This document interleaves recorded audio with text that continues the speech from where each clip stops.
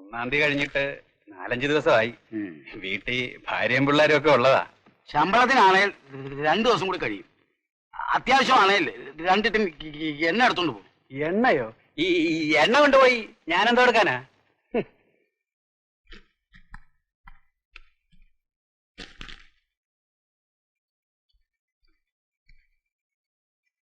എല്ലാം തീർത്തു സാർ.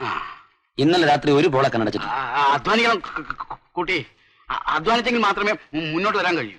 മാസം 100 രൂപ കൊണ്ട് എങ്ങനെയാ സാർ ഞാൻ മുന്നോട്ട് വരിക? കുട്ടി, തെരുവ് വിളക്കിന്റെ കീഴിൽ ഇരുന്ന് പഠിച്ചു ഉയർന്നു വന്ന എത്ര മഹാന്മാരുണ്ടെന്ന് അറിയാമോ? ഗംഗാനദി നീന്തിയല്ലേ ലാൽ ബഹദൂർ ശാസ്ത്രി പഠിച്ചത്? പിന്നെന്തുകൊണ്ട് നിങ്ങൾക്ക് മുന്നോട്ട് വന്നൂടാ?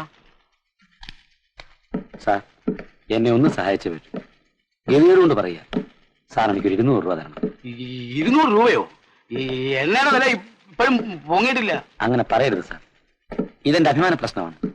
ഇന്നെങ്കിലും വാടക കൊടുത്തില്ലെങ്കിൽ ആ സ്ത്രീ എന്നെ പുറത്താക്കും. ഞാൻ ഈ രാത്രിയിൽ തെളിവ് കിടക്കേണ്ടി വരും. ഊണും ഉറക്കവും ഇല്ലാതെ രാവും പകലും ഞാൻ ഈ സ്ഥാപനത്തിൽ വേണ്ടി പണിയെടുക്കുന്നില്ല സാർ.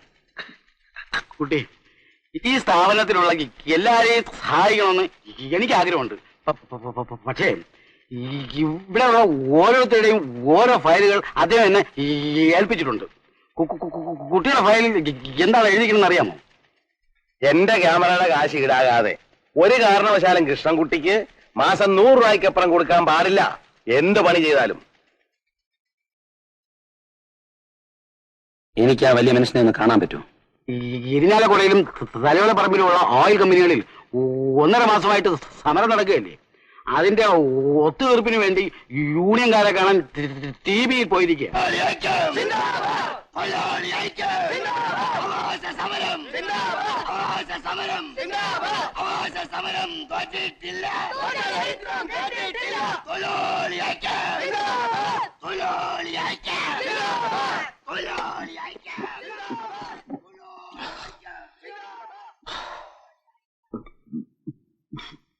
മുതലാളി, ഞാൻ എന്ത് ചെയ്യണമെന്ന് മുതലാളി പറഞ്ഞോട്ടെ. എനിക്ക് എതിർക്കാൻ പറ്റില്ല. മുതലാളി എന്റെ ദൈവം, കാണപ്പെട്ട ദൈവം.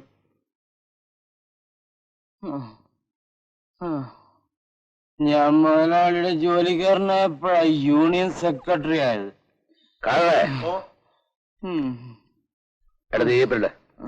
പൈസ ഭാര്യയെ എന്റെ ഭാര്യ എപ്പോഴും പറയും മുതലാളിയെ കുറിച്ച്. നാളെ മുതൽ ഒരുത്തനും ഇവിടെ സമരം ചെയ്യില്ല. ഞാൻ യൂണിയന്റെ സെക്രട്ടറി ആണെങ്കിൽ ഇവിടെ ഒരുത്തനും സമരം ചെയ്യും. എന്റെ ഭാര്യ എപ്പോഴും പറയും മുതലാളിയെ പറ്റി.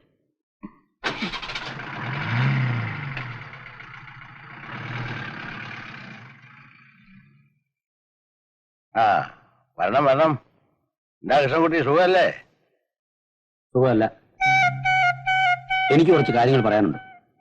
ഞാനതിനു വേണ്ടി വന്നതാ. ഇരിക്കണം.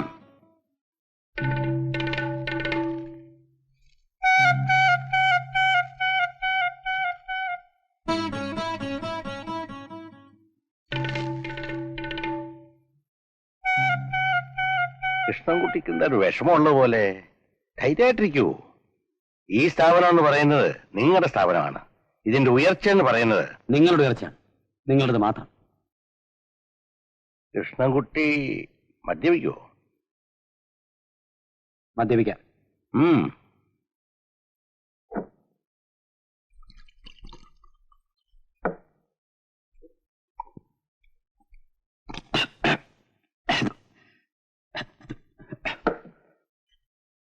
ഞങ്ങളെ ചെറുപ്പമാണ്, ആരോഗ്യം ഇങ്ങനെ നശിപ്പിക്കരുത്. ആരോഗ്യം നശിപ്പിക്കാൻ വേണ്ടിയല്ല, വിശപ്പടക്കാൻ വേണ്ടിയാണ് ഞാനിപ്പോ കഴിച്ചത്. വല്ലതും നേരെ കഴിച്ചിട്ട് ദിവസങ്ങളായി. നിന്റെ പരാതിയും ദുഃഖമൊന്നും കേൾക്കാൻ എനിക്ക് നേരമില്ല. നേരം കണ്ടെത്തിയേ പറ്റൂ. 100 രൂപ കൊണ്ട് 1 മാസം കഴിയാനുള്ള ശിക്ഷ കൽപ്പിച്ച നിങ്ങളല്ലേ? 1 കിലോ അരിയുടെ വില നിങ്ങൾക്കറിയാം?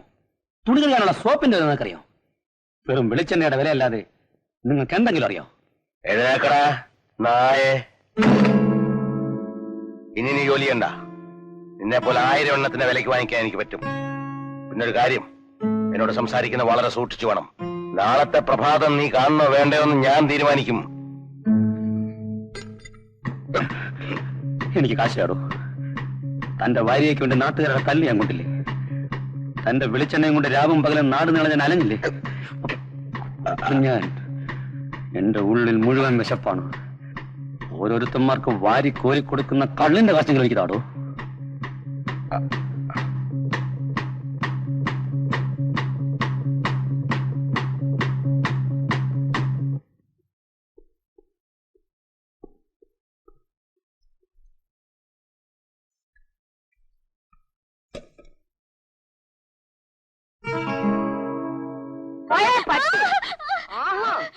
ഓരോരുത്തരെ ഒരു ജോലിക്ക് വേണ്ടി തെണ്ടുന്നു. പണി വാങ്ങിച്ച് തരാമെന്ന് വെച്ചപ്പോ നിനക്ക് പോകാൻ പറ്റൂല അല്ലേ? കുട്ടികളെ ഞാൻ ആ കുട്ടി എങ്ങോട്ട് തല്ലല്ലേ? അറിയാവടി, എനിക്കെല്ലാം അറിയാം. അതുകൊണ്ട് തന്നെയാ നീ ബോംബയ്ക്ക് പോകാത്തെന്നും എനിക്കറിയാം. എന്താണോ ഞാൻ വാടക കൊണ്ടുവന്നിട്ടുണ്ട്. കൊണ്ടുവന്നിട്ടുണ്ടെങ്കിലേ പൊതിഞ്ഞാട്ടി കൈ വെച്ചു. മുറി ഞാൻ വേറെ ആണുങ്ങൾക്ക് കൊടുത്തു. സാധനങ്ങളൊക്കെ എടുത്ത് പുറത്തിട്ടിട്ടുണ്ട്. ഓടോ, നിനക്ക് സാറിന്റെ കൂടെ പോണോ അല്ലേടി? നീ ആരുടെ കൂടെ പോണമെന്ന് തീരുമാനിക്കേണ്ടത് ഞാനാണ്. അവിടെ ഒരു സാറ് വന്നിരിക്കുന്നു, പുതിയ ഒരു സാറ്. അവർക്ക് സാറിന്റെ കൂടെ പോണം പോലും.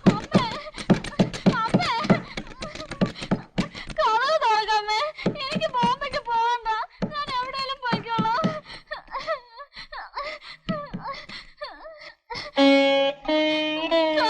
പോലെ സാറേ, എനിക്ക് ആരുമില്ല.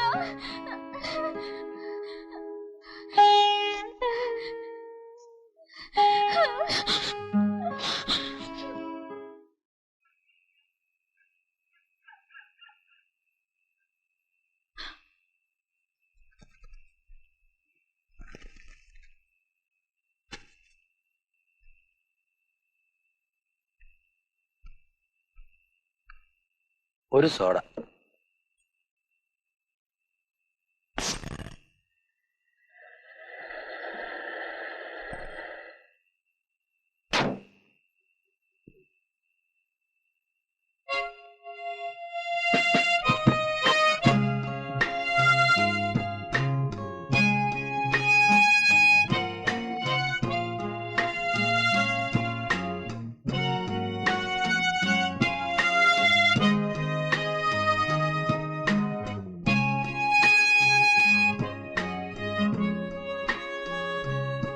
ചേട്ടാ, ആൾക്കാർ വായിച്ചറിഞ്ഞ പേപ്പറും കള്ളു കുടിച്ചറിഞ്ഞ കാലി കുപ്പിയും കൊണ്ടാണ് ഞാൻ ഈ നിലയിലെത്തിയത്. പക്ഷേ ചേട്ടനെ പറ്റിയ അബദ്ധം, ചേട്ടൻ ഈ മദ്യവും പേപ്പറും സ്വന്തമായി ഉണ്ടാക്കാൻ ശ്രമിച്ചതിലാണ്. കണ്ടില്ലേ ചേട്ടാ, മാതൃഭൂമി, മനോരമയും ദേശാഭിമാനിയെല്ലാം കെട്ടിപ്പിടിച്ച് കിടക്കുന്നത്. നമുക്കിതൊന്നും സ്വന്തമായി ഉണ്ടാക്കാനുള്ള ശേഷി ദൈവം തന്നിട്ടില്ല. മുതലാളിമാർ പശുവിന്റെ പാല് വെച്ചോട്ടെ, നമുക്ക് ചാണകം കൊണ്ട് ജീവിക്കാം. ചേട്ടൻ അറിയാമോ, ഇന്ന് എന്റെ കീഴിൽ 100ഓളം ആൾക്കാർ പണിയെടുക്കുന്നുണ്ട്. വിളിച്ചത് എന്നെ? നമസ്കാരം. ആ നമസ്കാരം. എന്താടേ ഈയിടെ കുപ്പികളൊക്കെ വളരെ കുറവാണല്ലോ? 2 ലോഡ് പോകേണ്ട സമയമായി. എന്താ കള്ളുടിമാരുടെ എണ്ണം കുറഞ്ഞോ? കള്ളുടിമാരുടെ എണ്ണം കുറഞ്ഞിട്ടൊന്നുമില്ല. കള്ളുടിമാരെ ഇപ്പൊ കുപ്പിയുടെ വിറ്റിട്ടാ കള്ളു കുടിക്കുന്നത്. അതൊന്നും പറയാൻ പറ്റില്ല, ഒന്ന് ഉഷാറായാ പറ്റൂ. നാളെ SS മോടെ കല്യാണ, അവിടെ കുപ്പികളുടെ ഒരു മേളമാണെന്ന് അറിവ്. ഞങ്ങൾ അങ്ങോട്ട് പോവാ. ആ ശരി ശരി. ആ നീ പോകുന്നതിന് മുമ്പ് കുപ്പികളെല്ലാം തിരിഞ്ഞു ഇറക്കി വെച്ചിട്ട് പോകണം.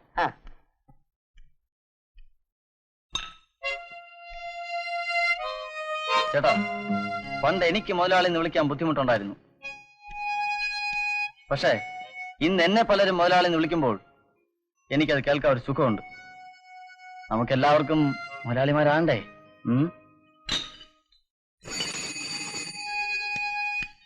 ഞാനും ഒരിക്കലും ഒരു മുതലാളിയാവും.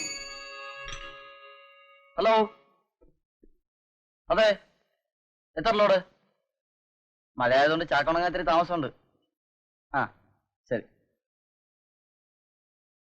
മുതലാളി, ഇന്നലെ വരെയുള്ള കണക്കെല്ലാം എഴുതി തീർത്തു. ഇനി ഞാൻ പോകട്ടെ. നാളെ നേരത്തെ വരണം. എനിക്ക് എന്തെങ്കിലുമൊക്കെ ഒന്ന് കൂട്ടിത്തരണം. എന്നെ ഇങ്ങനെ പിടിയരുത്. ദേ, പണം മുടക്കുന്നവൻ മുതലാളിയും പണി എടുക്കുന്നവൻ തൊഴിലാളിയുമാണ്. എന്ത് ചെയ്യണമെന്ന് എനിക്കറിയാം. നിങ്ങൾ പോണം.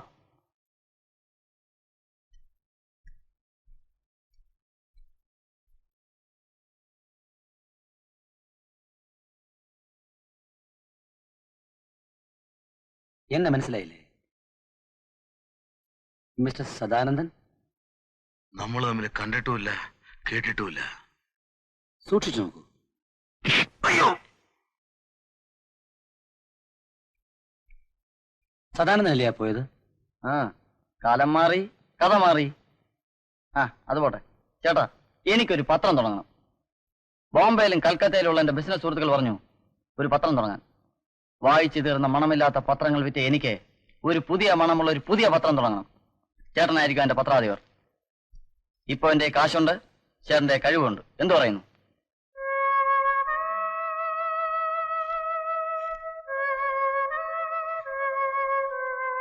എന്താ ചേട്ടാ വല്ലാതെ? ഇപ്പോഴും ചേട്ടന്റെ മുഖത്ത് പ്രശ്നമാണല്ലോ പണ്ടത്തെ പോലെ. ഗണേശ, എന്റെ ഇപ്പോഴത്തെ പ്രശ്നം ഒരു പെൺകുട്ടിയാണ്. പെൺകുട്ടിയോ? ഏത് പെൺകുട്ടി? എന്ത് പ്രശ്നം?